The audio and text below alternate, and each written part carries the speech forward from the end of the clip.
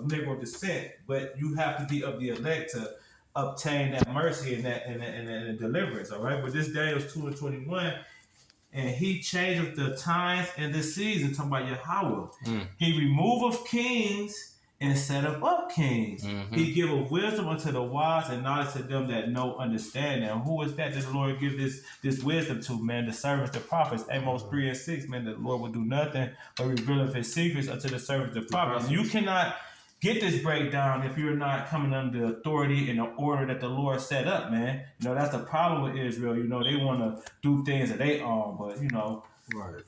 Right. It just to expound on what you're saying, you know, I had a quick one of Exodus 15:3. It say the Lord is a man of war. The Lord is his name. So the Lord, he deals with conflict, man. You know, hey, this book, you know, this book, this is not a kid's book, man. A child's book. This is not a little girl's book, man. This is a book for grown men. You know, and particular men of the Lord, like you just quoted, this the Lord revealed his secrets unto the servants, the prophets, man. Prophets is only man. You know, and kings is who? Man. Kingdoms is ruled by who? Man. You know? So, hey, this is just bluntly facts. You don't got no woman elites ruling. You know, you don't got no woman Rothschilds or Rockefellers ruling this society. No, it's men ruling. Right. You know, so, hey, at the end of it, but the point I'm making is, the Lord deals with that. He deals with conflict. Since the beginning, it's been all about what? Rulership. From the time of Adam all the way to the time of now. It's about fighting for that authority. Who gonna get the authority? You know, who gonna get the power? You know, that's why on the movie Book of Eli, you had the one white nigga, he said that he was that book right there, it brings power. They do. You know? What the scriptures say for word of a king is there's power. Woo! So, there we go, right. So this book is a spiritual book. And the elites, they know this book. They just don't know the spiritual part of it.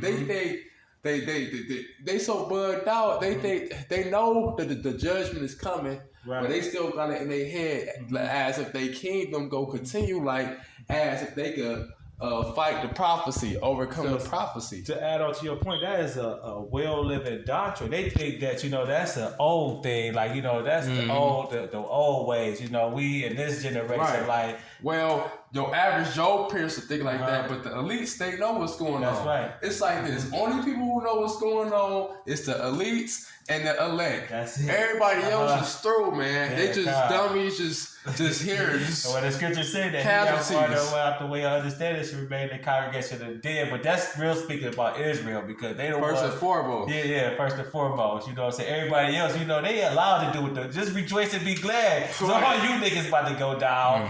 Exactly, like in the Matrix. It was the agents and it was Neo and them. Right. All them other motherfuckers was just regulars, man. You just know? In your lot to be destroyed, man, at the end of the day. You know Casualties of war. This is all about war, man. At the end of the day, it just said the Lord is a man of war. That's right. The Most High, Yahweh himself. If that verse was written in the Hebrew, it would say Yahweh is a man of war in the Hebrew. You know? So if the Most High himself is in the man of war, that means he's dealing with everything that's going on. Because like the brothers we just opened up with, he set up these different kids. Because he's a man of war. He likes conflict. You know? And we are Yahweh Shah soldiers, man. As the scripture says that, man. You know, and we can't wait, man. Because guess what? We gotta wait upon the Lord, man, to get these devils. We can't fucking do this shit like the Black Panthers and what's the one niggas try to build their own little city and got destroyed by Esau. They threw the bombs. Black Wall Street. You know what I'm saying? Jake always try to do shit his own way. Like the one nigga approached the cap talking about, no, we can go to Africa and cultivate our own land. No. You know what I'm saying? That shit is all vain, man. Vanity, bro. You know what I'm saying? Y'all don't want to wait on the Lord. You don't got no patience, man. No faith. That's the point. I got this Sirach 17:17. For in the division of the nations of the whole earth, he set a ruler over every people. But Israel is the Lord's portion. So the Lord has to set Israel up, man. That's what he's going to set up, because he set up all the other kings. So he gonna set Israel up too at the end. That's like right. Second Ezra's the 6th chapter. Esau is the end of the world. Jacob's the beginning of it that follow. Who set that up? Yahweh Shah. And that was ordained from the beginning.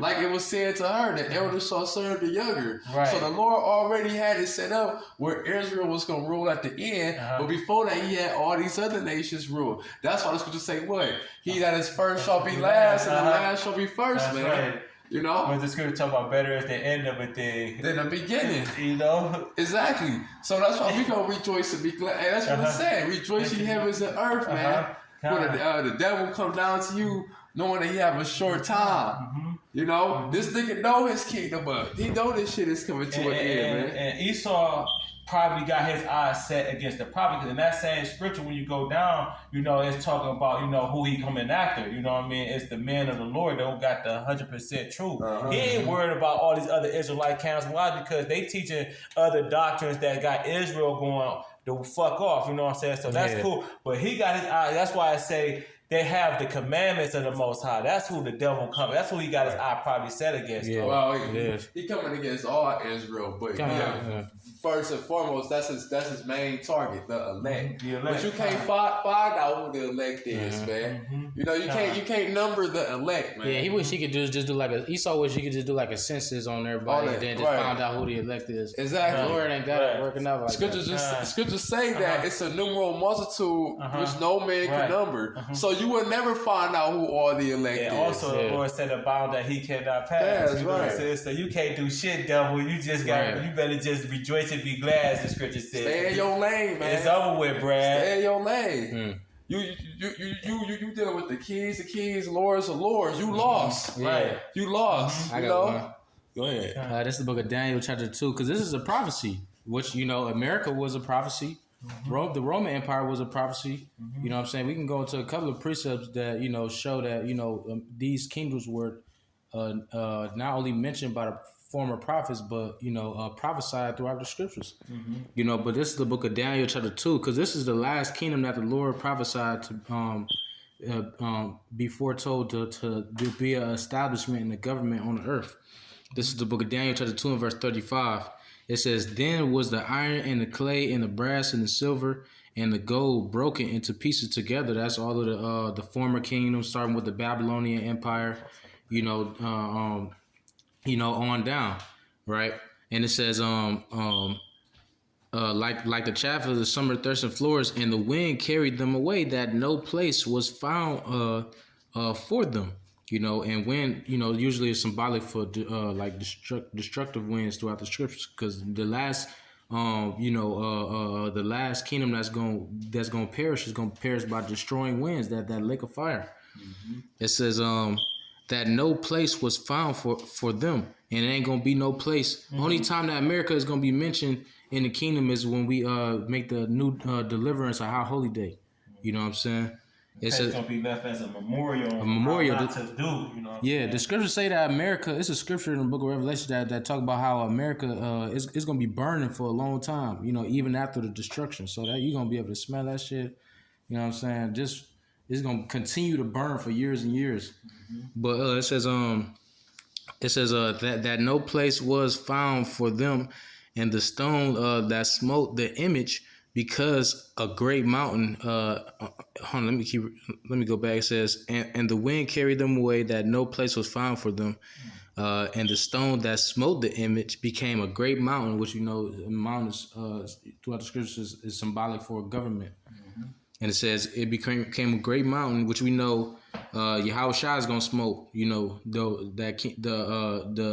all of the life that these kingdoms have, man, it's gonna come to naught, because Yahweh Shai is coming back with many crowns. You're gonna take them crowns.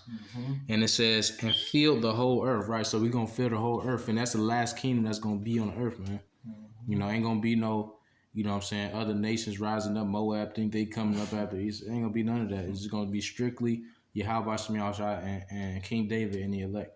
That's right. You know, but Lord's willing us edifying through what Yahweh Shai for giving us spirit to the lesson. We're gonna close out by giving our honor, praises, and glory unto Yahweh, Ba'Hashem, Yahweh Shai, Ba'Hashem, Rakakodash. Till next time, say shalom. Kwame Asharala. Mashallah.